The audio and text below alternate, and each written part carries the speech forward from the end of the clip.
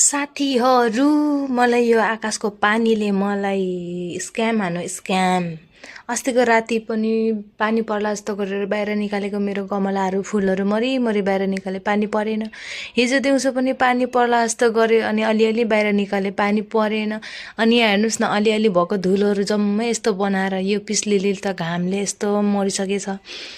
अनि यस्तो धुलो भएको प्लान्टहरू किन देखाएको होला भन्नुहुन्छ भनेदेखि हो, मैले यस्तो धुलो भएको प्लान्ट नै देखाएको हो। मलाई पानीले स्क्याम हानेकै हो। यो फुल हेर्नुहोस् कति मजाले फुलेर बसेको छ। अनि यहाँ मेरो ब्रह्मा कमल पनि फुल्न आँटेको छ। तर हेर्नुहोस् न कति सेन्सिटिभ हुन्छ यो फुल। अलिकति हल्लिने बित्तिकै जम्मै कोपिला कुहिएर सकिहाल्छ। यस्तो पनि हुन्छ। दिस इज नट फेयर यार। अनि यहाँ हेर्नुहोस् सबै थेक्ला बनाइदियो। अलिअलि पानी पेटेटे गर्ला जस्तो गरेर यो पानीले मलाई यति रिस उठायो नि। यो पानीलाई मैले जानेछु, अब परोस् न।